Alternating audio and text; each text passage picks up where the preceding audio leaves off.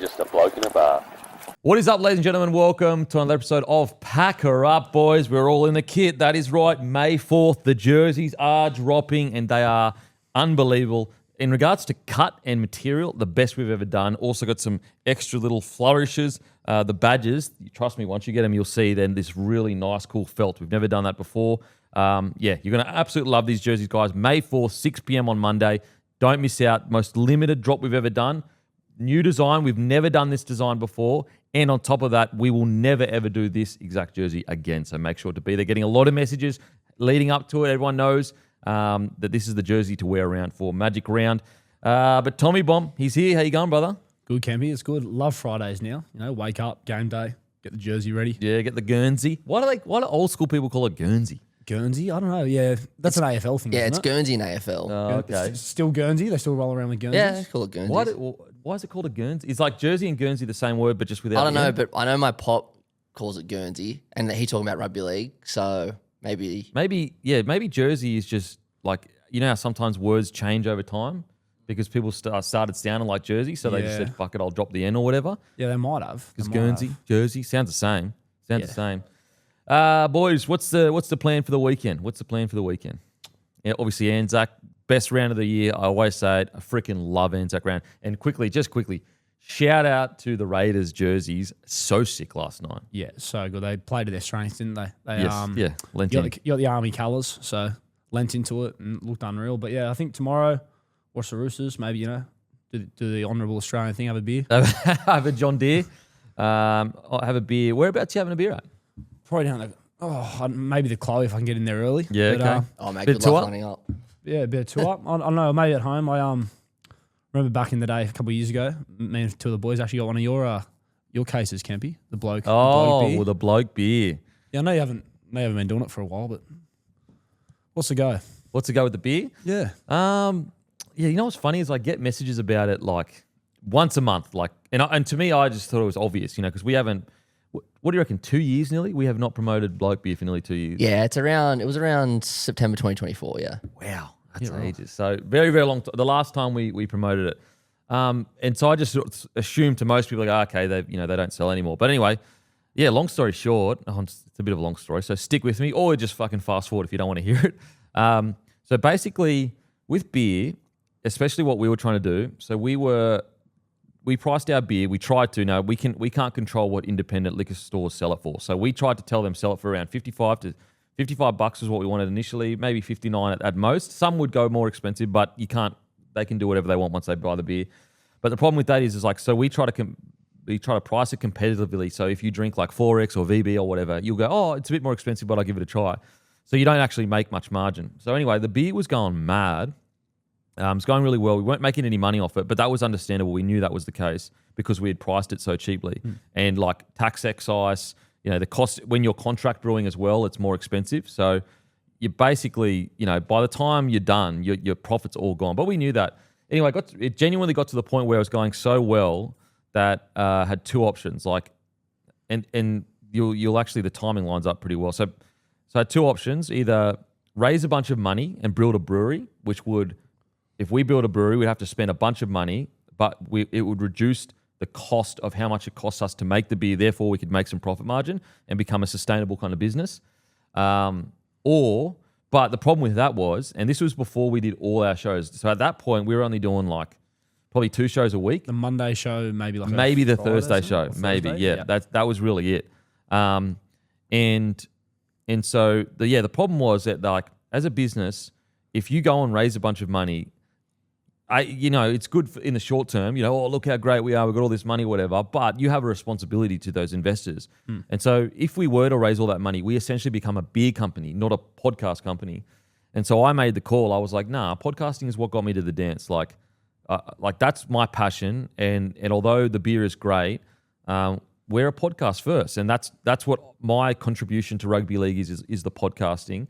So I made the decision. I said, you know what, let's just wind it down slowly and focus more on building out the sports network.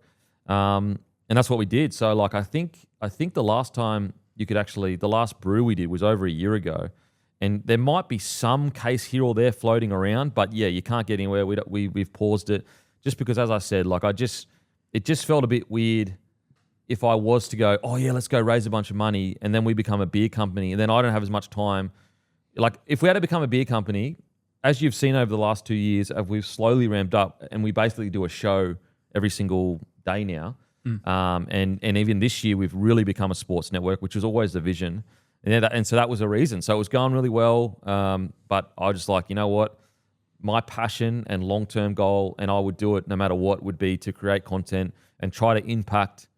Don't get me wrong, create a good living. I'm not going to pretend that's not the case, but try to impact rugby league positively and the culture around rugby league with the media that we create. And I like to think that we hopefully have to this point. So yeah, that's why we paused the beer. We've had quite a few beers in that time, like because obviously the beer industry knows that we've poured the beer, approach us to partner with us for stuff, and I do think eventually we probably will partner with a beer in regards to create content with them and that. Yeah. But it just hasn't felt right. Like it just, I'm getting to that point now, like because the more shows you create, the more expenses you have, and you need to, all that stuff. So I think that we'll definitely potentially look at it in the futures, but we have said. Yeah, we said no to quite a few, beers to partner with. Not that I don't like those beers or anything like that. It's just didn't feel right. But it's been quite a while now, so we'll probably, I don't know, we probably will eventually down that eventually. But that's the beer, Matty. That's an understatement of the year. Said no to a couple. There's been plenty, and there's I'm not going to name them obviously, but there's been plenty, and far and wide, national, international, plenty. So a lot of. So you could say sacrifice of potential, but anyway. So look, in the future we probably will, but yeah, I've said just because it just didn't feel right, but it is getting to the point where it's been a very long time now. We are a sports network, so we probably will explore it eventually. But at the moment, that's what happened. That's the bit. Yeah, right. There you go. There you fucking go. And you know what's crazy? I probably should have fucking said something earlier. I'm an idiot. But yeah, that's I get a message probably once a month. I just assumed everyone kind of clued on a while back when they're like, we don't promote bloke beer anymore. Mm-hmm. But yeah, that was the decision. I'm really happy we made that decision because I love what we do. I love where we're at right now with all the shows that we've got. People seem to really be enjoying the content. And yeah, it's just a start. Like I consider ourselves a network now. It's just about, cutting a bit of the, making things a bit more I think the next step for us is we got a show every day, but making it so being on time with releasing those shows. So at 3 o'clock, you're going to get the Monday show. Yep. On Wednesday at this time, you're going to get this show. And so that'll happen when we just get a little bit better at everything. And that's including me when I get a bit better with timing. But yeah, that's why we paused the beer. And it's just a matter of I didn't want to become a beer company. We're a media company. We'll always be a media company. I'm never moving away from that. Yeah, we could do some fun stuff here or there, but the core of it has always been to positively impact rugby league and sport in Australia in general. So yeah, there you go. Fantastic. There you go. But I'm sure people sat there and go, I don't really give a fuck, to be honest. I want to hear my sporting content. So I apologise. So let's just get straight into it. Tigers defeat the Raiders 33 to 14. What a great game. I will say, what an entertaining game. This is a really good. The Tigers ran away with it a little bit in the end, but super entertaining game. I love the service before the game as well. I thought that was really nice and really special. As I said, Anzac round is my favourite round. Truly, surely you're not divided on Anzac round. Surely that's the one thing that can bring us together. Fuck me dead. So yeah, I love Anzac round, and I thought the Tigers. What I love so much about the Tigers and what impresses me so much is I've never associated Tigers with willing to get into the grind and actually enjoy it. I've always associated Tigers with if they get a win, it's because they're doing crazy willy-nilly stuff and throwing it around or whatever. And don't get me wrong, that's still a part of their game.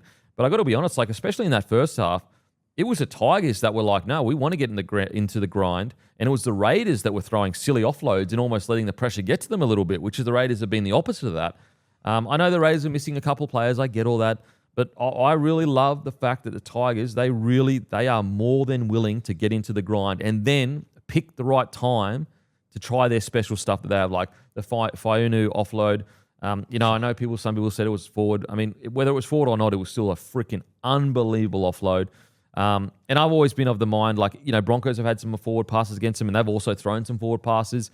Obviously, I don't want forward passes to be let go, but it happens so quickly sometimes. They're the 50-50 calls. Unless it's egregious, they're the 50-50 calls. I just go, you know what, I'm willing to kind of let them go to a degree. Yeah, 100%. I actually don't think it was Ford as well. Like if you watch the way his hand moved, I don't think it actually could have been. I think it was just that Dewey sort of had to reach behind him, which made it look a bit worse than it was. But yeah, I think the Tigers at the moment, they're probably my favourite team to watch. They're the most exciting team for sure. Yeah, and we've spoken before about the preseason content and the army camp and Benji talking about fitness and this and that. And I was so hopeful watching it, but I was also like, part of me was like, is the Tigers though? Like, is this going to come through? But I think over the last 6-7 weeks, like it's become clear that it's there. And they have started to build a foundation, that they've got this new identity.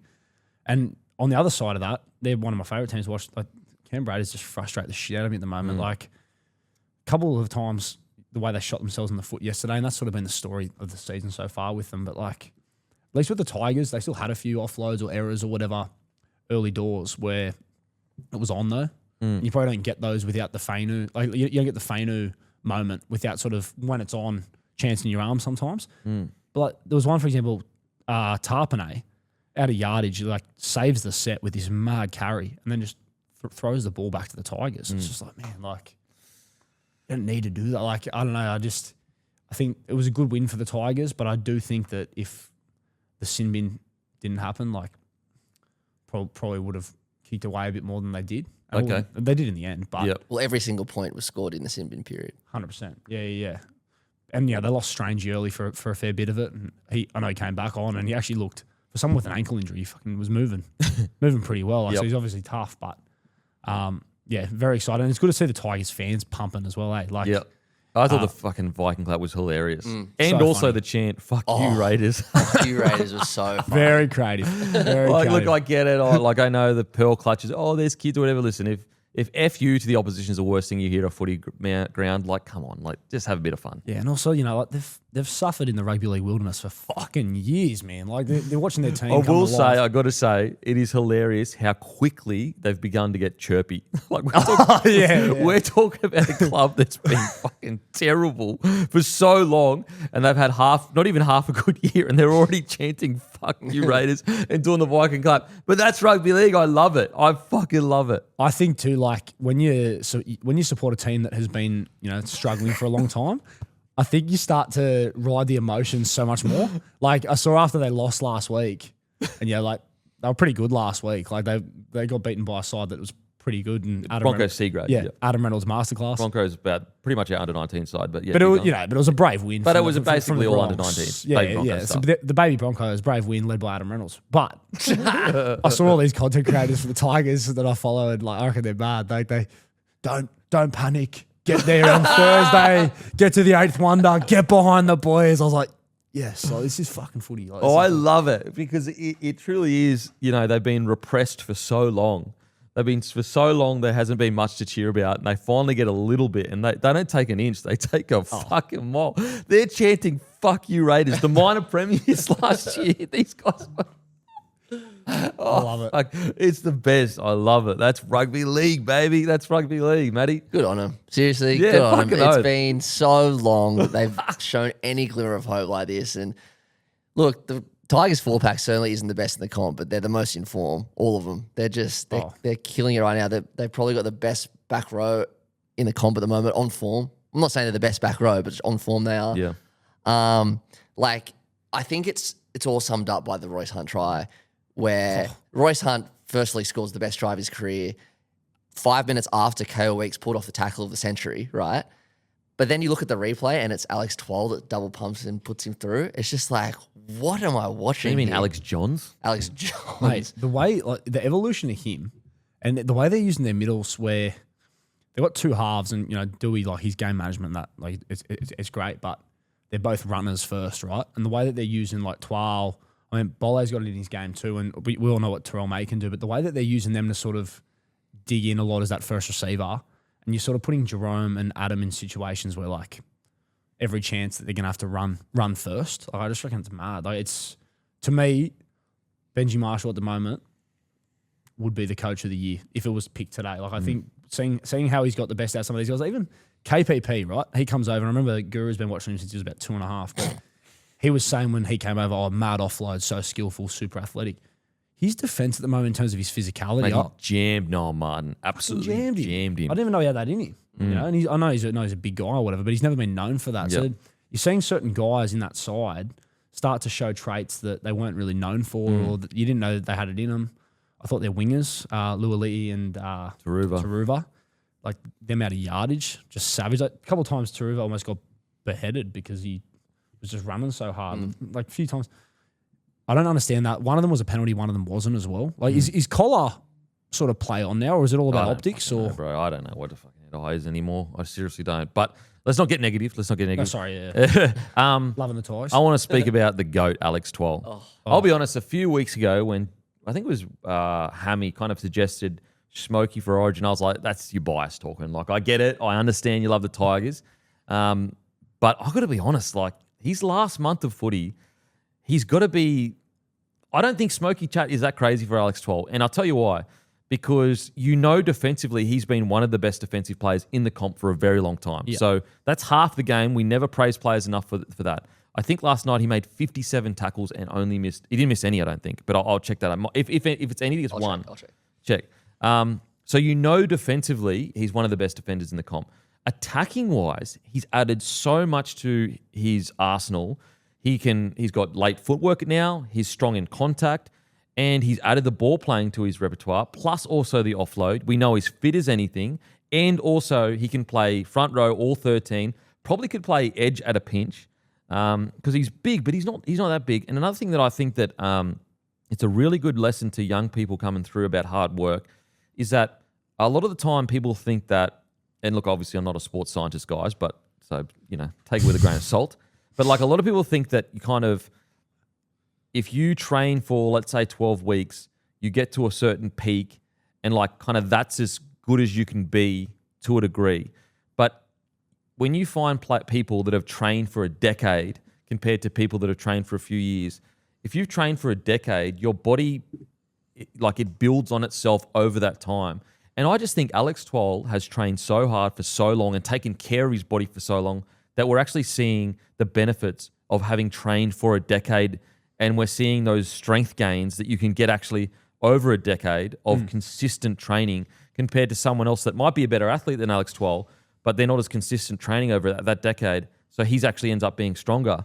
And I actually think with Alex Twal, you're seeing the benefits of a guy that has taken care of his body to the nth degree since he came into first grade, just getting that every single year, just getting that extra little 2%, And over a 10-year period, 2%, that's 20% better over a 10-year period. And I think that's what you're seeing with Alex Twal is that because he's taken care of his body so much and worked so hard, he's almost, it seems like it's come out of nowhere, but it's because it's been so gradual that he's gotten to this point. And I think that I don't know if he'll make the 17, but I do think he's a Smokey for Origin. I really do. Yeah, I think also, though, sometimes you'll see a middle sort of introduce a tip on into their game and you really notice and you're fuck, like that's a big addition to their game, to their arsenal.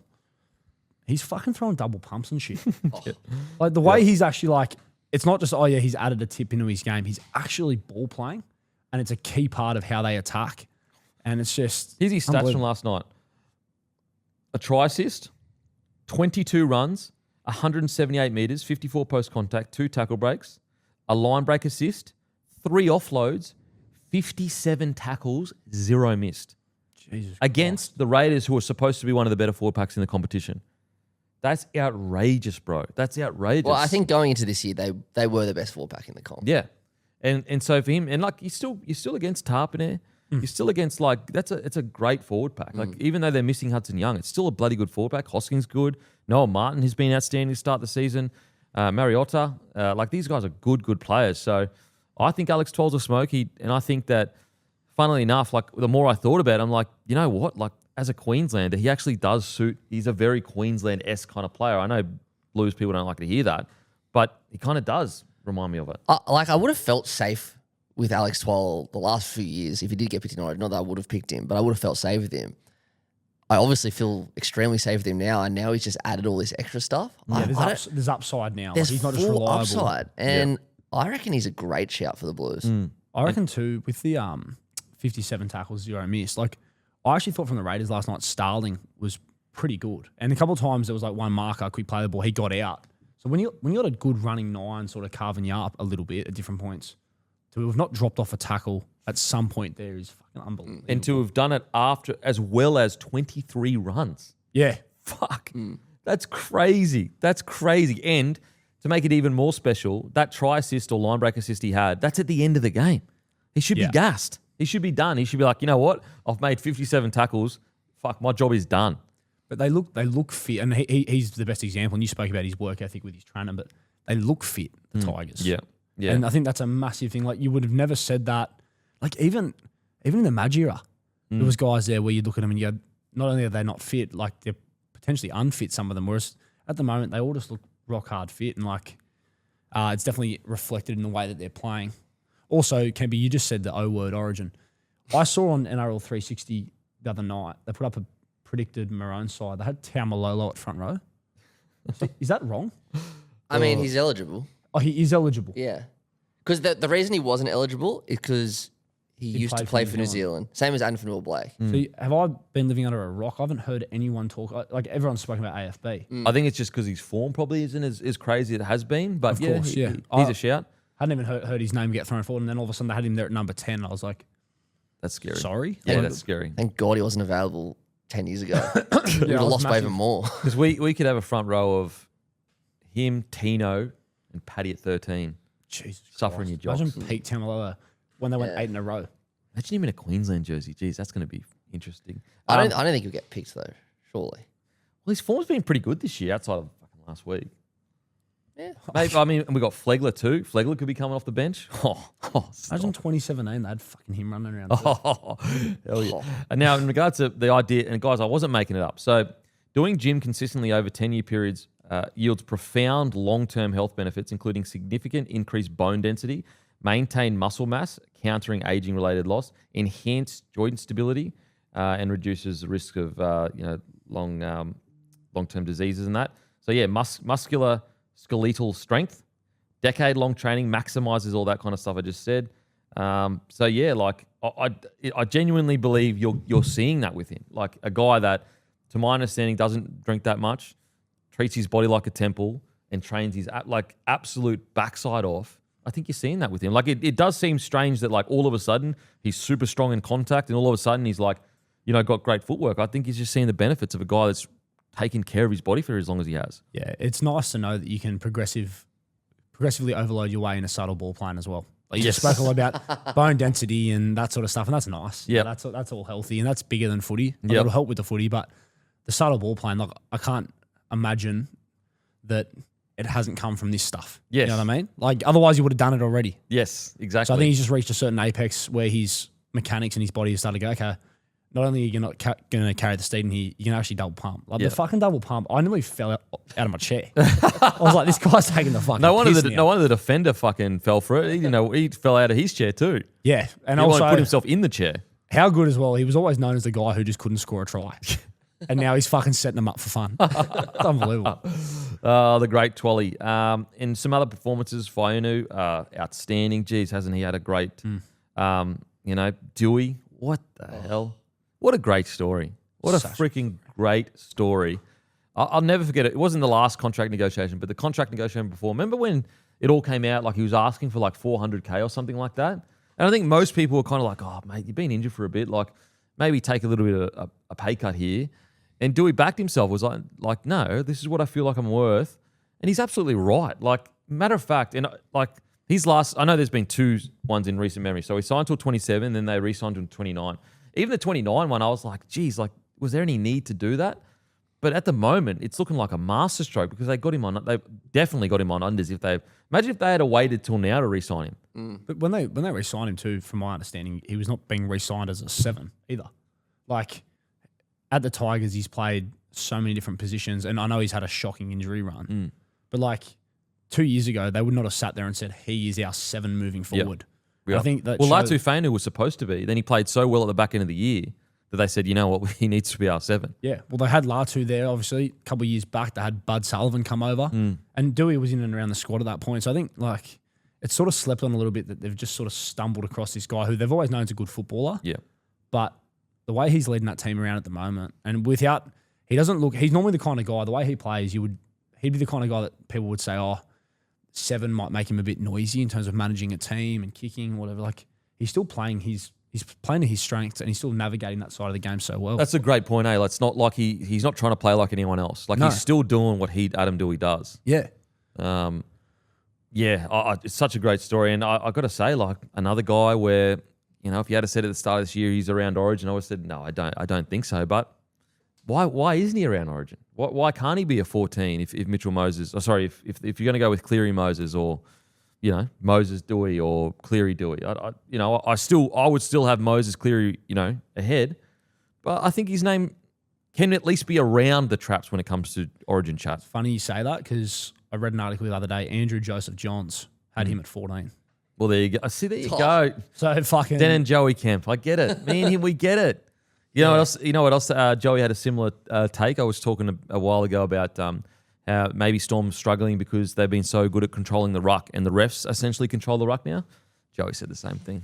There you go. So, yeah, when Joey says a similar-ish take to you, you just fucking stroke it. It's actually the best feeling. You just pull your pants down and start stroking. Me, but you just pull them up. You pull your pants off and start stroking immediately. Yeah, well, I think you have to, right? Like seriously, if Joey is doing the same takes. I was like looking through his thing because I've been like, I think Tallis Duncan's a Smokey, so I was scrolling through the team. No Tallis Duncan from Joey, which wasn't ideal. So the pants stayed on my end. Yeah. Mine were off. As soon as he said Storm not controlling the ruck anymore, they were already off the fucking did feet. you see he also had Cooler at left centre? And who was talking Cooler a few weeks ago? That's what I'm saying. Yeah. I might take the pants off right now. The pants unemployment rate through the roof very quickly. All of a sudden, no need for him. Maybe Joey's just a mad bloke fan. Could you imagine? Undercover. He's just like listening to everything you say. He's just spitting it out at night. Imagine. Oh fuck no! It's funny. Like he's if he's whatever he says, even if I vehemently disagree, he's such the goat where I go, I must be wrong. Yeah. I just go, yeah, I'm probably wrong. Even if I'm like deep down, I'm like, no, I fully believe in what my opinion is. But if Joey says it, I'm like, I don't care. Doesn't matter. At the very least, you second guess your entire existence. Don't you? Same when Billy Slater does it as well. I'm like, yeah, maybe I am wrong with this one because Billy's saying it. Billy Slater is so smart. Yeah, like he scares the shit out of me more than any of the players, to be honest, with Origin. Like the fact that he's the coach and he's not going anywhere. Let's be real. Like, yeah, it wouldn't have made you guys toey, but as a Queenslander, it made me so toey to hear him say, listen, contracts doesn't really matter to me. Like it's all about the state. And I'm like, that's why we're Queenslanders. We are Queenslanders. Did you say you would have loved it as a Queenslander, that video of him where he's got like a sheep or something? That's every day in Queensland. That's every day. Even if you have a corporate job, that's what you're going home to in Queensland. He's like lying on a steed and looking out, stroking like I don't think it was a sheep. It was like some rogue animal. It looked like footy heaven, to be honest. That might actually be an insight into rugby league heaven. Yeah, where after a game, watching that, I was like, of course you won 8 in a row. Fucking look at this. This is a Thursday afternoon. You're doing this shit. Well, you enter the gates of rugby league heaven after 8 in a row. Do you? Yeah, and that's what you go home to after. Like, you know how Valhalla, how they fight in the halls of Valhalla for the rest of their lives? Footy heaven is, when I go the rest of our lives, we play 80 minutes of footy every single day. Yeah. Then you go back to Billy Slater's farm and just chill out a bit. Like bananas and steedens and just glory. Yep, horses and shit. Must be nice. Yeah. Unfortunately, you got to win 8 in a row to get there. Give us time, Kevy. Give us time. I was saying the other day, and it's going to sting you. I know it stings Matty. How crazy is it? Like, remember 2021 when you guys were about to go on a dynasty and like, you had all these guys that were like 23 years old and pumping us, and there was blokes coming out saying they're worried about the future of Queensland. One great Gus Gould said it, and now, fast forward and that dynasty's come and gone. Can I just say though, I was one of these people. I remember when Gow came out and he was like, "This is the worst Queensland team ever," and I was like, "Can we not do that? Can we not Queensland them? Can we not let them be Queensland?" Like. People start throwing dynasty chat after 21, and I'm like, COVID year, Perth, yeah, we got a gun team. But I was just like, don't start throwing dynasty chat. Yeah, there was dynasty chat, though. And what happened the next year? Yeah, what did happen? Go Dozer. And that goes the length. Fucking makes me so toey thinking about that shit. Dozer and Cam Smith yelling, go Dozer. Yeah. You know what annoyed me the most about that was the people that were going, fucking Cam Smith biased. I'm like, he captained Queensland for like 3,000 years. Who do you reckon he goes for? Yeah. And he's essentially the greatest ever Queenslander. What the fuck are we talking about? And also, hey, ask yourself this. Why do you think you've got the caller, you got Cam Smith and Andrew Johns? Why do you think that? Yeah, to balance it out. Yeah, because Andrew Johns is the Blues and Cam Smith's Queensland, and then you got the caller. Was that the same game that... Oh, I don't know if it was the same origin. The same game where Joey threw his mic and you could hear it? Oh, I don't know, but like, do you remember Joey when he cracked the shits about they didn't get a JT enough when he was injured? Yeah, that was 2017 game 2. I'll never forget it. Like, obviously that's gone. Like, fucking, you want to see the passion from these guys. Like, so watching Dozer run away to steal the series, that hurt. Losing hurt. And then it's like, hearing people go fucking Cam Smith, I was like, this is just even more. Because obviously most of them, you'd assume, Blues fans, salty Blues fans. It's like, don't do that, boys. Don't do that. Because insult to injury. Imagine like hearing Joey Johns yell, "Go Clares" or some shit like that. Your pants would be off. You'd be frothing it. And that's what makes the game great. So I was like, what do you think he's going to do as the captain of the state who won like 14,000 in a row? You think he's going to sit there with his fucking mouth shut, just like fairy clapping him like it's a slam poetry thing? Like, no. I will say I do. It's slam poetry. Like doing these ones? Like, seriously, please. Oh, I do think I like that it came out in pure passion. Like it's almost like he wasn't supposed to say it, but he couldn't help himself because he said his nickname. Whereas like if he was in commentary mode, he would have said, "Go Ben Hunt," or like, "Look at Ben Hunt." Yeah. But he's in pure Queenslander passion mode. Queensland mode. And, like he's out there. Like Dozer, like obviously everyone who knows him calls him Dozer, and everyone because of that, he's now known as Dozer. But at the time, that wasn't like the most common nick. Like I had no idea what he was talking about. Yeah. Likewise. Yeah. But and you know. You say that there. Imagine that moment when you watch it back, and it gets a run, obviously, in highlights and shit now. Imagine he's just there going, and it's Hunt as he strikes away down the sideline. It's like, no, mate. Like, hearing it, go, Dozer, go. And then as I yo's getting behind him, and Doze's fucking little legs are just pumping. I don't know why I did Rab's voice there when I was trying to impersonate Cam Smith.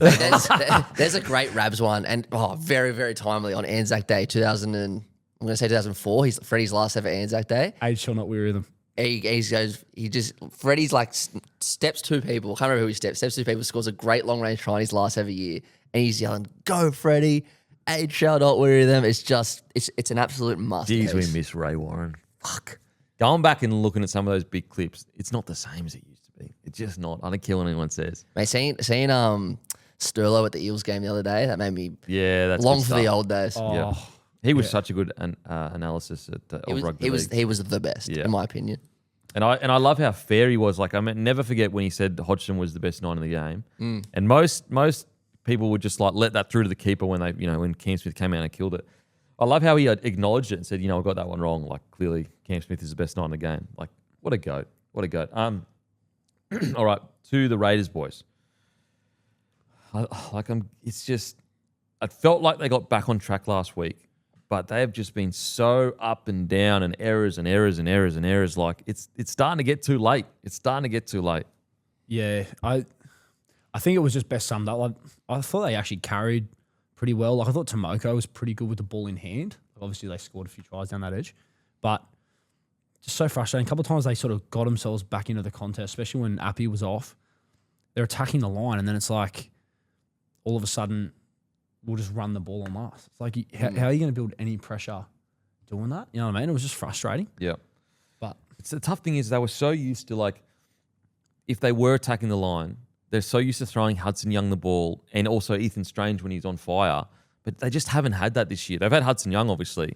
But, like, the back end of last year, the amount of times Ethan Strange would just tear a team apart, I just think, I don't know. Maybe they're looking long term, and we've got to remember, like, because they went so good last year, we're forgetting that they actually are in the middle of a rebuild. Like that last year was supposed to be a down year for them, but they just exceeded all expectations. So maybe they're looking long term, but I don't know.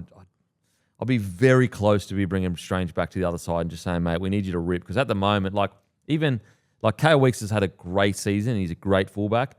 But his ball playing still needs a lot of work. There was quite a few 3-on-2s where he just throws the ball too early. Like, he'll just get it and throw it, and it cuts off time for his outside man. Like, how many times do we see Tamale have to step back inside rather than KOE's going a little bit deeper into the line and kind of drawing that 3-on-2? I just think that he probably, the tough thing is KO Weeks' ball playing needs a bit of work. Then you've got Strange on the wrong side. Then you've got Starling, who's more of a ball running number 9.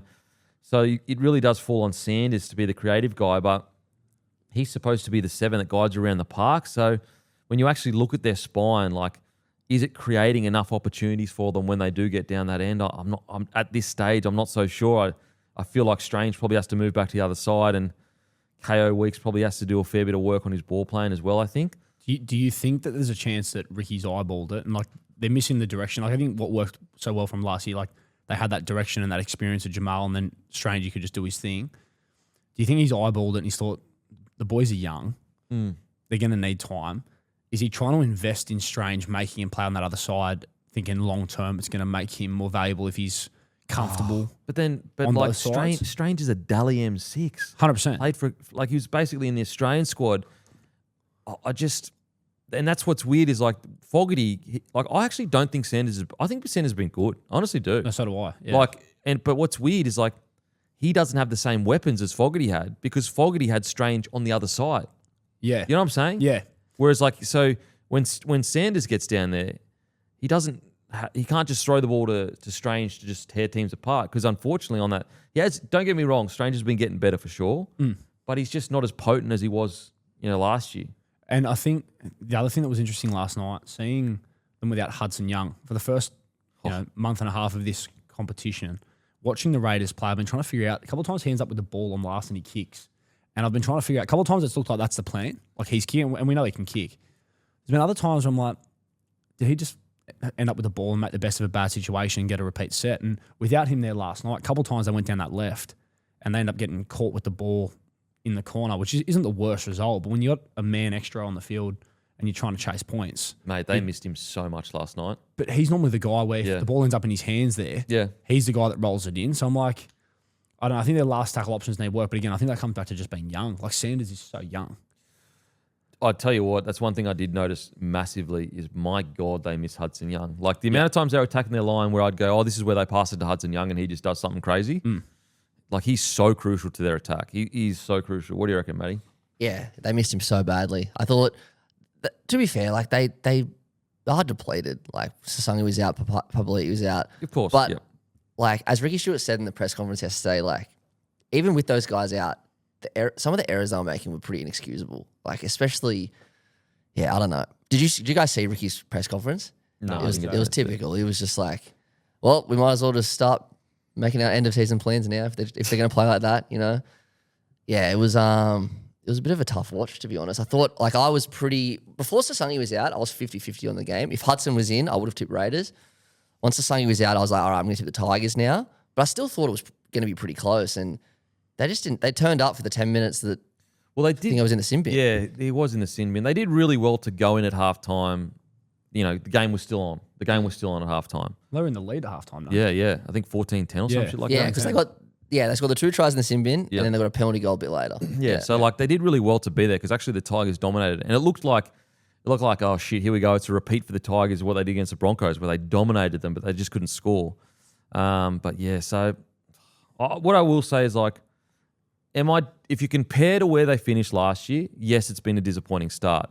But if you consider, in reality, they're actually the second year of a full rebuild, and you look at how young that spine is, and you've got Owen Paddy to come in as well, like, I'm not too phased at the moment. Like, they just kind of like overachieved last year, and I think that's thrown a spanner in the work of what the expectation is. Like, we still have to remember that this spine is like, so you've got Owen Paddy, who's 20 years old or whatever, KO Weeks 23, Strange is 19, 20, Sanders is 19, 20. Like, it's super young. Like, if this is how well they are competitive at the moment. Like, I think right now most of us would have them finishing like probably 8 to 12. You reckon around there? Like right now. I think so. Like, imagine if you could rewind and go, we'll have a spine that's all average age of 21 years old, and we can finish 8 to 12, and then have them for the next decade. You'd be saying, fuck, imagine what they're going to be doing in 5 years. And I think Raiders fans, as long as they can keep this spine together, that's probably the goal to look at, is like, okay, like, yeah, it's a bit scrappy at the moment, but like, imagine how good these guys are going to be in 5 years' time. Like, they are going to dominate sides. Yeah, and I think that's what they're doing at the moment. Like, I think the easy option, and the option that would be short-term most successful, is like, let Strangey stay on the left, Hudson outside him. They'll just run trains through right edges of other teams.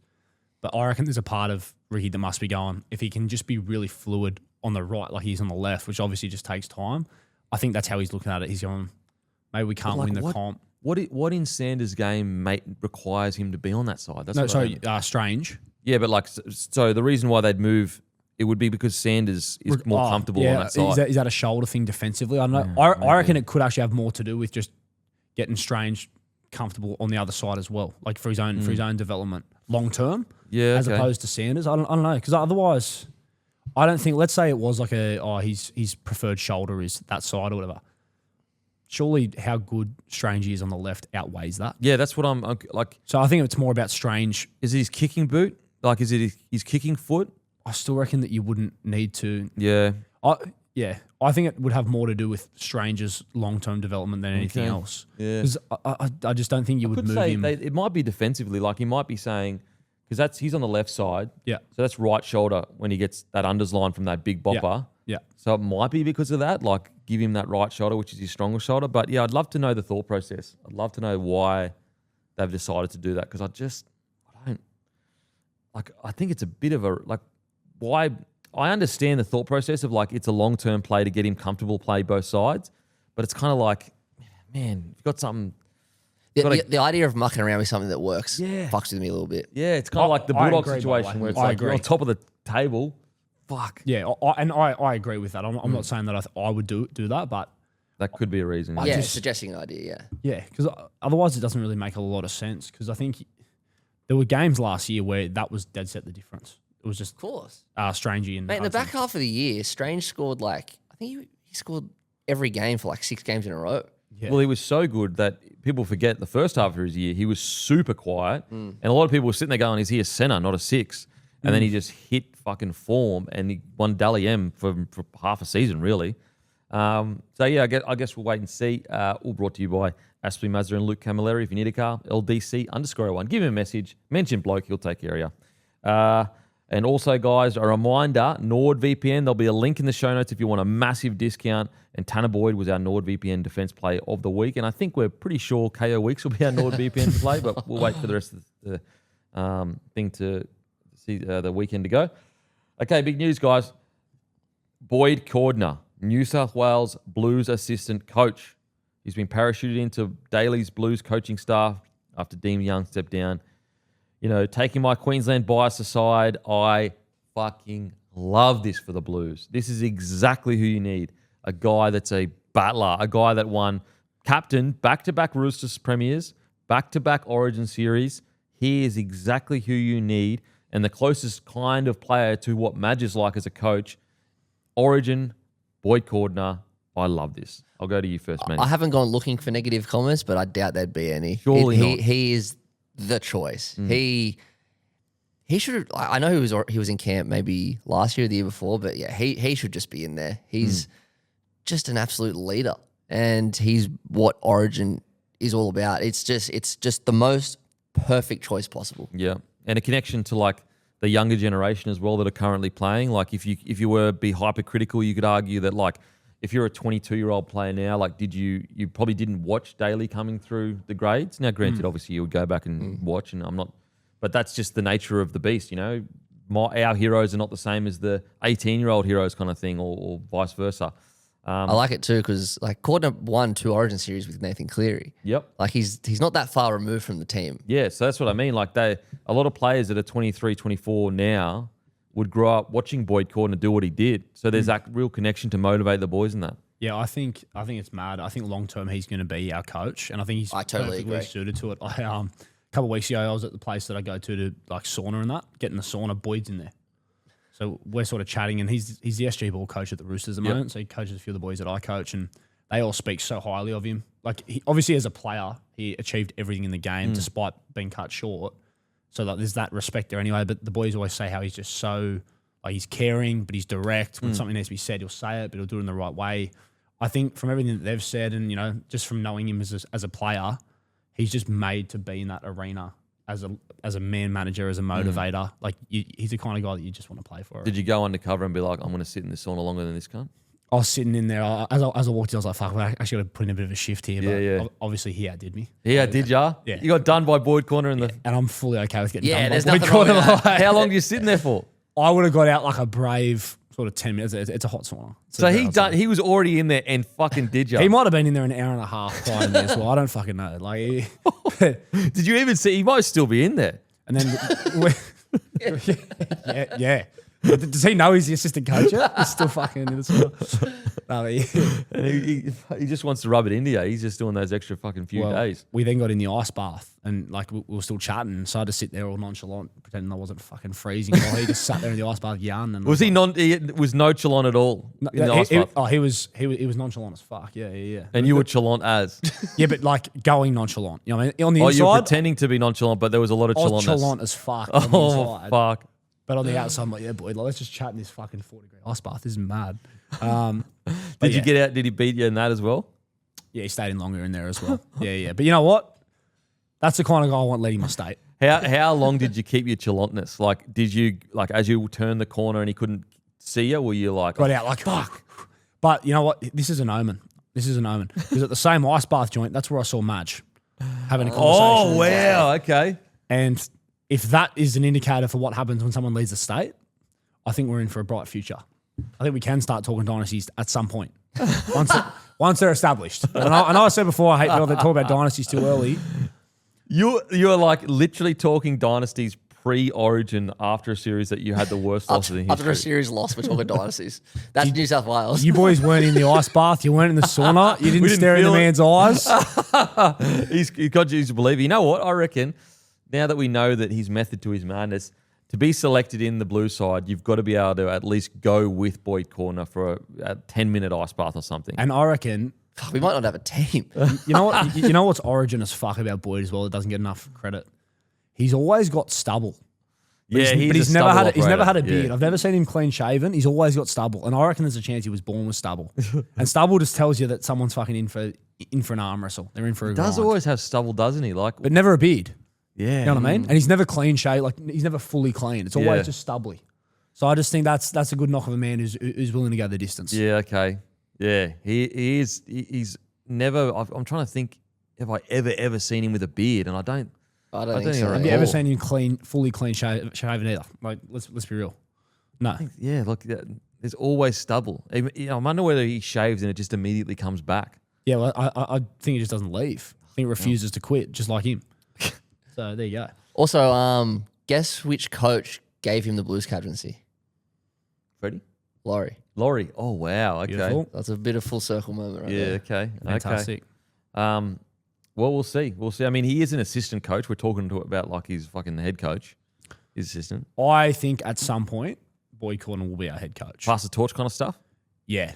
I think it'll be a passing of the torch, and then I think it'll be Boyd's torch for a while. I think could you imagine it's like the decider game 3, Blues are down, and Boyd Cordner up in the coach's box just goes, get out of the fucking way. Just goes down. Pushes Laurie out of the way, puts the headset on, and is just like fucking starts barking orders, and you win it. I thought you were going to say like actually take get on the field. Again. Yeah. Because I can imagine both of those things.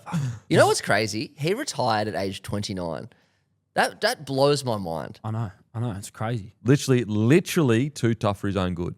Yeah. Like literally. Achieve everything in the game. And like we were talking the other day about how, you know, some blokes now who are 33, 34, like there was a point in time that was unheard of to be that old, right? Like 28, 29 now is fuck all. Like basically a rookie. You could potentially have another 8 years. Yeah, it's mental. And he'd already achieved everything in the game. We'll be saying stuff like, this young fella, 28-year-old.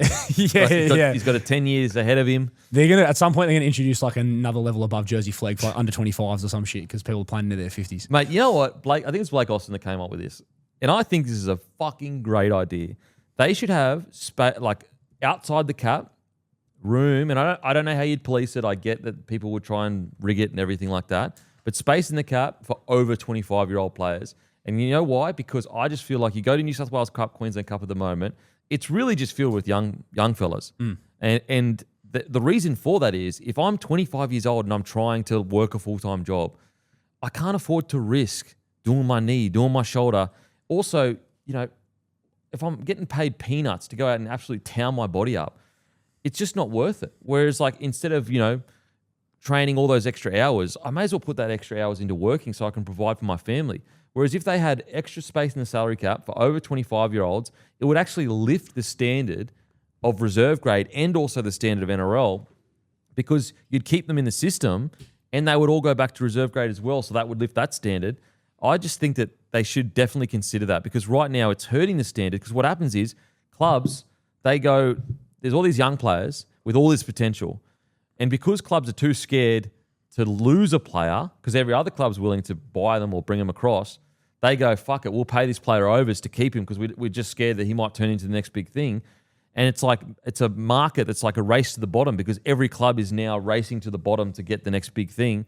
And all that money that used to be spent on older guys, and you didn't used to pay players on potential. There was like the exception here or there, but like a long time ago, it truly was about like, what have you actually done in NRL to get, it was a very structured kind of system. Like 100-game player was worth a certain amount kind of thing, where it's all over the place at the moment. All that extra money goes to these young rookies and they're getting paid on potential instead of the journeyman that is really important to a squad. So I think that they should I love that idea from Austin. I think it's a great idea. I think we lose a lot of guys around that sort of 22, 23 age where you might be playing cup and like you said, you're having to work and you can't fully work, as you said. So then someone like the young cherry pickers or one of these Group 6 sides comes knocking and they go, hey, you can come down captain's run and play 1,300 a game or whatever. Yep. It's more financially rewarding. And it's also, you know, you're normally playing with a great bunch of blokes. Easier footy. The town loves you. Yep. But that means that you're not playing cup or you're not playing Massey or flag. So I think the whole standard, and it would have a knock-on effect where at some of these struggling clubs, you get a lot of guys who should be playing flag or ball. Yep. But they end up playing up and playing cup because they're trying to sort of prop them up and hope that, you know, that will help with their development. So every standard you get better. That's a mad idea. Oh, I love it. I love it. I think it was Blake that said it. Yeah, great idea. Great idea. Don't forget, powered by Lontel, our internet right now. Everything you see, it is powered by Lontel, lontel.net.au/bloke. Use your code, get your 7 days free. No contracts, no credit card required. Also, give us a follow on Sportsbet feed, guys. Go to the feed thing, type in Den and Kemp or Bloke in a Bar, hit that follow button, and you can see the multis that I'm betting on every single week. And I have at least 8 multis a week, guys. It doesn't just sit there willy-nilly. Every single week, 8 different multis. Okay, David Sharp has left the Perth Bears. Mal Meninga had personally campaigned for the former head of sports Integrity Australia to be appointed as the head of football of the Bears, but David Sharp has left before the first game. However, Sharp's future at the club was played in doubt in recent weeks amid claims that he was at odds with Chief Executive Anthony DeSegli, as well as other key staff members. So I don't know what's happened there, but basically, I guess, was he hired or not hired? Yeah, he's been working for the Bears. So he's been working at Perth Bears as the head of football. Yeah. And he's left. Yep. Holy shit. Time to panic. The head of football leaving before a ball has been kicked? How do you have infighting in a club that barely exists? I can't believe it. I don't know. I don't know how they manage that. Like, you don't even have a top 30 yet. How are we fighting? What are you fighting about? What the hell? There's not even, what could you be fighting about? So are you saying that he's Mal's guy too? Like Mal He's Mal's guy. He's my dude. Because, don't know if you remember, but Mal can fucking coach. So if he's your guy and you've backed him in, surely you just go, whatever you need, mate. Like, it's already hard enough. We're in fucking Perth, trying to get players. They start very soon. It's like, fuck, man. So basically right now, you'd assume Mal's at the very least, a bit offside. Who else is going to come and entice players to Perth offside Bears? And restricted, obviously. Yep. Where they're not just going, fuck, Mal, whatever you reckon. Yep. Just let us know and we'll make it happen. Like, they're going to start preseason in fucking, less than 6 months. I cannot believe it. I cannot believe it. Surely you just give Mal what he wants at least for the first year. And also, what's bizarre is, it's not like these people that are running the club currently have ever started a rugby league club before. So they're not working from a position of we know, guys, trust us, we know what's going on here. They're also working blind. Unless something has happened that we aren't aware of, that's not above board, maybe that's different. But I don't know what could have such friction that it would cause someone to have to leave. I've got massive concerns. Yeah. Yeah, I don't know. It's very vague, how they, the statement, it was very, cookie cutter, run of the mill. Like everyone said this, everyone said that. So we didn't really get. I don't know whose fault it is. Like I don't know. Have they released a statement? Yeah, but What do they say? Read the statement. give me 2 seconds. Okay. I'd love to know because what the hell is going on? It's so sick when like something like this happens where obviously there's going to be a lot of questions and they try and roll out a statement as if like, yeah, like we'll just part ways. Yeah, Like, part ways. The Perth Bears thank Mr. David Sharp for his contribution in establishing and developing our rugby league club. Mr. Sharp said, I've chosen to leave the Perth Bears for a new opportunity. It's been a privilege to help the establishment of the club, particularly the football department and Bears Tracks Academy. It's been a difficult decision, but the football department is now well established. I'll be cheering them on, blah, blah, blah. Perth's chairman, Ben Morton, said, the Perth Bears completely respect and understand the decision David has made. David has worked hard to build the foundations of a strong team and football department. We're extremely grateful, blah, blah, blah.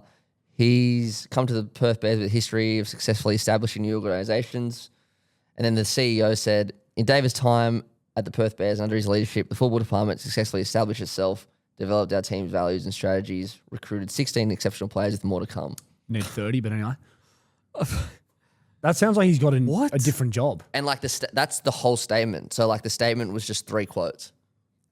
So he's got a different job. Nothing's established. Yeah, like what? How can you say a football department is established when you haven't even played a game yet? But like the code, so that was a statement. But the Code Sports article was saying there was like tension between him and the CEO and other staff members. So did you get the Code Sports article up just to get some? So is this guy looking for like is he on Seek and shit looking for a new job while they're trying to start the Perth Bears? It said Sharp's future at the club has been played in doubt in recent weeks, and he claims that he was at odds with CEO as well as other key staff members. I don't know how you could, with a straight face, say he's established the football department when you don't even have a top 30 yet. And also like cultural standards and that. Like, why are you trying to flex 16 players? Like, I don't. When it's a top 30. As I said, look, unless there is way more to the story, like he's actually done something wrong, but at the very least, like, just some clarity. I don't know. It's so murky. I don't know what the hell's going on. Did that not sound to you boys as if like he's just gotten a new job? Like, as in, yeah. He's leaving for a new role? Clearly, that's clearly, like, there's clearly more to this. No, of course. Yeah. But also, like, if you've joined the Perth Bears, why would you quit after a few months? Something's obviously happened. Yeah. I'm not doubting that. I'm just saying it's just hilarious that that's the spin. Like, surely you just sort of call a spade. Like, I want more information, mate. I'm so concerned about the Perth Bears. Like, the problem is look how hard they're struggling now. Imagine next year when you've got a giant behemoth that offers tax-free money and is essentially the same distance away from the Eastern Seaboard as Perth is. Oh God. Yeah, PNG is the worst possible thing for Perth. Like, who possibly is gonna sign for Perth over PNG, like in the next year or so? Because the crazy thing about PNG is it almost has to work because the government's involved. So anytime, if it struggles, if it sucks, that's a black eye on the government, which they're not going to allow to happen. They're not going to allow it to happen. On top of that, Perth has essentially no juniors. And I know you go, we've got, 100 here or whatever. Essentially, no. At least with PNG, they've got an entire country of juniors that love rugby league. Like if you said to me, Perth has, like, rugby league is Perth's number one sport, like, we're having a different conversation here. But it's definitely not. Whereas PNG offering tax-free money and it's the number one sport. Like, So it's their national sport, and also, how long have they had a Queensland Cup side for now? Like a while, yeah, right? Commonwealth for a while, yeah. So, you got that aspect. Would not, and again, haven't actually run a rugby league club, might shock you, but wouldn't it not have made more sense? Like, they introduced the Storm in the junior rep stuff at the moment. Would it not have made more sense to try and get maybe a Perth side in, whether it be New South Wales Cup or Queensland Cup or like Flag or whatever, I think it's Mal Meninga Cup up there's the equivalent of SG Ball in Queensland, whichever one's easier for them to travel to. Would that have not made more sense to try and build a bit of a junior base first, so you can leverage off that? Like, you'd be spending pretty much a lot of money for no return. So I reckon you don't get games. Union's been sort of on the up there for a while now. It's been maybe a decade. I reckon they would have had to have gotten in there a bit earlier and try and. I think Union struggled though. I think Western Force got kicked out of the club and then came back in. They did, but in terms of they've got a local base grade comp and shit now, right? Like, I don't know how you're going to be able to do it without juniors. Like, it's such a hard challenge because, as you said, you've got the PNG over the top, and also it's kind of a hard sell anyway. There's no juniors. There's no juniors. Like, what player is going to want to go over there? Like they are truly just going to be out of sight, out of mind. Like you'll never hear any news about them. I cannot for the life of me understand why more investment hasn't been put into Perth Bears where like give them double the salary cap or something. You know what I mean? Like they need some kind of incentive. How's it fair the Perth Bears have to compete against PNG for recruitment next year? I think it's outrageous, to be honest. Like it's not fair at all. It's gonna be interesting. I mean, how much do you reckon they're gonna lean into the North Sydney Bears background? They should. If they're smart, they should. They should as much as they fucking can. Yeah. But I don't know if they will. I reckon it could be one of those like we're the Perth people, we're the North Sydney people situations we've seen. Yeah. Oh. If they're smart, they should lean all the way into North Sydney Bears. Like this is a 1908 foundation club. Like you have to lean. You've got an existing fan base. Like it blows me away how many people you still meet where they go, oh yeah, like I was a Bears fan or I am a Bears fan. And also like it's not like you have this rusted on Perth fan base. Like anyone that's joining is going to be they're going to be a new fan. So it's like I'm sure they'll be okay if the new fan leans into the fact that they're the Bears. It's easier if there's a bit of history and background to it. Way easier. Rather than like, let's lean into the Perth side of things. And it's like, well, you can have a bit of like, you can lean into the Bears history whilst also understanding they are now part of Perth. Like, look, isn't the Brisbane Lions, they were the Fitzroy? Didn't they merge? Heaps of AFL. Like Sydney Swans used to be South Melbourne. Yeah, Swans used to be in Victoria. So, But you just got to lean into it, I think. Got to lean into it. So, look, bit of Kevin Nangama's going on there, that's for sure. Alrighty, boys, time for... Actually, we have. You know what we haven't done is a fucking algo check in ages. Algorithm check. What's your algorithm on your phone looking like? And you actually, you know what, maybe I shouldn't have asked that question. You'd be a sicko, wouldn't you? Nah, I'm actually not a sicko. I just get really rogue ones. Like... Yeah, I get rogue ones too, but tell me what the algo is, mate. So come on, don't be a pussy. There's this like... Howard? There's a boy band called Boy Throb, and they wear like pink jackets and shit in America, right? Fuck. It's just Boy Throb. Boy Throb, they call themselves. What are you looking up to get Boy Throb? Well, Joey Johns accidentally reshared a post of them performing in pink tracksuits in a nursing home, and I lost it. So he's clearly tried to send that to a mate and hit the repost. That's button. What Matty and I were debating before. Is it's funny either way, but has he tried to send it to a mate and he's reposted it, or has he literally just while he's been scrolling, he's accidentally reposted this thing that he's got no interest in whatsoever? Actually, you know what? I think I've seen that video where they're dancing in front of the old people. Yes. Anyway, in that video, there's a guy on screen who's also part of the boy band and he's being zoomed in. He's an Indian dude. I think his name's Dejan or something. But he is a singer where he like gets auditioned and he's doing the rounds now with him singing Rain Me In. And people are like, why is my water bill so high? And it's like, it's just him in the shower just singing. It's gone. Matty, I'll send it to you. It's fantastic. Why don't you send it to me? I'll send it to you as well. Fucking hell, bro. Well, luckily, Christ, what is this? Fucking Matty and Tommy versus Denon kind of shit. What's your algo looking like? Oh, I don't know. It's actually kind of a bit disappointing. It's just a mix of shit, to be honest. Jesus Christ. Yeah. Shit algo. Like pictures of poo or? No, like that would be special. just like real like dumb meme videos. Like I'm looking at one right now, trying to act normal at 7 a.m. after coming home from the afters. Like, oh, here's a good one. The Tigers and the Raiders playing in the snow. That's cool. Okay. Yeah. Wow. That's good stuff. Man, my algo, especially on YouTube, is just all Delta Force stuff. Army Delta Force fucking. Really? Yeah, I'm listening to the Sean Ryan. Is it Sean Ryan podcast? Sorry, I'll get it up real quick. You know who I've actually been getting heaps of as well is Sean Ryan podcast. You know Harley Smith Shields? Yeah. Rigged out of his mind. It might be the best rig in the history of the human existence. Sandor Earl walked so Harley could run. Very fast. I think Dawes still has the podium. Like do you reckon Dawes still gets him? Yeah. Dawes still gets him, but there's a bit about Harley. Is Dawes taller? Yeah, he's Harley. Sandal's like 6'2". I know he's 6'3". I know he's very tall, but he's like 6'3", 100 and whatever kilos. Whereas Harley Shields, he looks probably about 6 foot, maybe. Yeah, Sandal's so funny because like he's got so many good features that sometimes like it like all meshes into one. Sometimes like he was here the other day. I'm saying this in the least weird way possible. he was talking about Boy Throb, but I was just looking at his teeth and I was like. You have the whitest teeth I've ever seen. I didn't say that to him, but I thought it. he's got everything, doesn't he, Shandor? Oh, he's full package, He's got the tarts, tall, built, white teeth. Tan. well spoken, just nice. Yeah, like he's charismatic as fuck. Yeah, it can be funny. Too bad, like, and my wife told me this, that like ugly dudes are in now, like hot dudes. That's what I've heard. Unlucky Sandal. That's what Like I've heard. about honestly, probably about 5 years or so ago, and it just happened to be when I met my wife. She said it changed. Everything changed. Where like people are sick of hot dudes. Yeah, like get over yourself. Boring. Apparently, like seen that before. Seen heaps of hot dudes before, but ugly dudes, that's cool. Ugly dudes are in. I think guys who take Oztag too seriously. Apparently, chicks are really getting around that at the moment. Yeah. as well. Okay. Who told you that one? I just heard through the grapevine. Just had a mate tell me. But Okay. yeah, I think there's a few things that sort of changed. But I think, you know what? I don't think trends matter. I think Shandor always gets a start.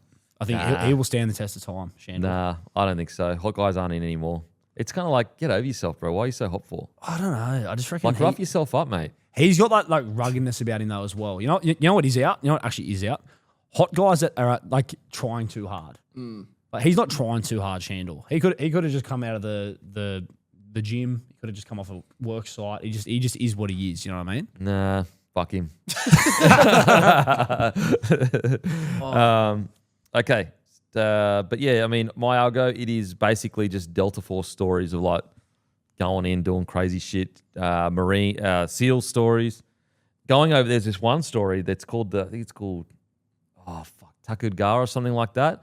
And it's this like huge controversy in the military of like someone won a Medal of Honor and then like someone lied about it and then people tried to cover it up. The government tried to cover it up and it's been re-exposed. But then when it got re-exposed, they found out that initially they actually didn't cover anything up. They were telling the truth. Bro, hectic. Absolutely hectic. On the Sean Ryan podcast. Great stuff. That's actually, I think the Sean Ryan podcast, it's actually bigger than Joe Rogan now. Really? Really? Yeah, it's huge. That's bro. massive. Yeah, Wow, huge. Fuck. Okay, preview. Cowboys, Sharks, boys. Where we going here? What a great fucking 6 o'clock game. By the way, apparently every game this weekend except Cowboy Sharks is sold out. And that only had 3,000 tickets of yesterday. How good is that? Oh, rugby league is thriving. Rugby league is absolutely pumping at the moment. Every game sold out. It's probably the best spot we've been in, I reckon. Oh, Easily think so, the best. yeah. Easily the best. And in terms of everything though, like, you know, fan engagement, numbers, the actual brand of the footy itself, I reckon like my take, and as I watched the game evolve this year, obviously the 6 against is a massive talking point. I'm sort of at the point now, I'm like, if it's having this effect on the game where it's just entertaining, I'm okay with it. Give me back to the 40. I do think we've gone a little bit too far, but because we've gone too far in the past, like 2021. Oh, that was it was fucked. 6 agains across the whole park, and Yeah. it was fucking crazy. It was just mental. So we've gone and pulled back before. The 40 was the perfect point. I don't know about you boys, but for me last year, that was good. Yeah, I agree. I agree. I do see what you're saying though, as in like the positives just so outweigh the negatives. I think the rule last year. But I'm with you. Like the rule change sucks. The rule last year made sense because regardless of who the referee was, it was pretty consistent. Whereas I think now you get games where I think it's mad and it's fine. And like occasionally you'll get one where you're like, what the fuck was that for? But like you move on pretty quick. But certain referees, obviously, who are more pedantic, that's where you see the difference to last year where you're like, this is really annoying. Yeah. Yeah. Yeah. I will say I was watching a game from like maybe 2015 or 16, and actually like it wasn't that as slow as I remember. Like it actually was relatively quick, the ruck speed. I think it's more just like how impactful 6 agains are. Like if you just give 1 or 2 away, like you don't have the ball for like fucking 5 minutes, and teams just get gassed, like completely gassed. Whereas back in the day, like it was really 6 tackles for you just went set for set for set for set. There was far less opportunity for people to fatigue and get tired. And so I just reckon it's the fatigue that has just opened the game up so much. So much. Okay, Cowboys, Sharks. I'm going Sharks. I'm backing the Sharks in as well. I'll go Sharks, but I reckon Purdue might score a hat trick. Okay, good call. Broncos, Bulldogs. Broncos paying $2.42. They're decimated. I'm going to back in the baby decimated. Bronx. I'm backing in the baby Bronx to go back to that. I reckon Dogs. Okay. Dragons, Roosters. Dragons are paying $5.10 head to head. Roosters. I'm nervous. I am nervous. I think we win. We should win. I think you win well. Do you reckon we win well? Because like the thing is, I would actually be even more nervous for you if you were red hot right now. I'd be more nervous because it's like, okay, you're going to come into this game super like, complacent. We're going to tear these guys up, but you're actually still searching for a good 80 minutes of football. We are, which I think think you're right. That plays in our favour. I'm just a bit like, fuck, like. The Roosters played half a game last week and half a game the week before, and they scored 34 and 38 points. Are you scared of Cade Reid? Is that what you're scared of? I'm scared shitless of Cade Reid and Dean Young. Yeah. And Dean Young. No, that's actually so fair. Like, yeah, because this will be like a grand final for them, I reckon. So I think we're too good for them, respectfully.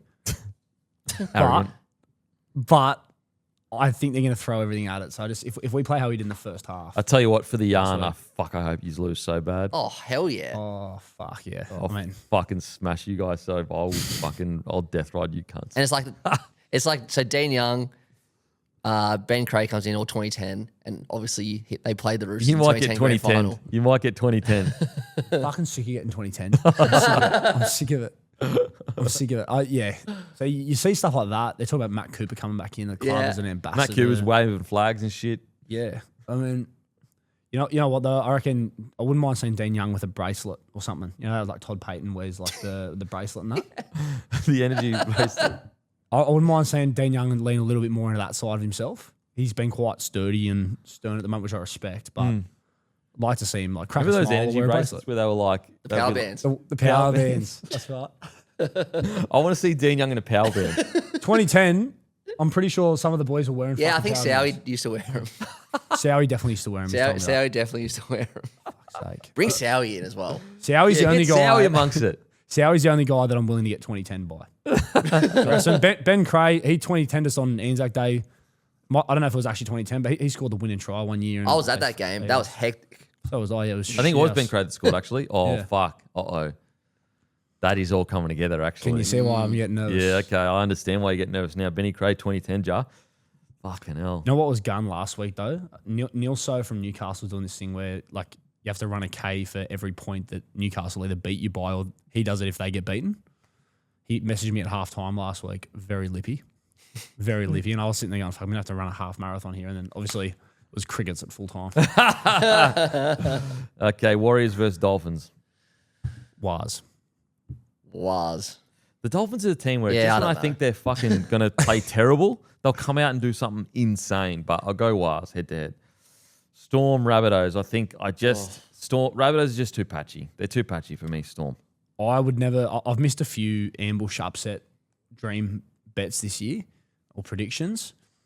I wouldn't be able to live with myself if they win for the first time in Melbourne and I haven't backed them. So I'm actually going to go the Bunnies to win for the first time. Okay. I'm out of hope. I'm going to go South, but we're 9-20 in Victoria, which is concerning. But Tallis Duncan, he's paying $5 to score a try. I reckon that's the bet of the week. Double him up.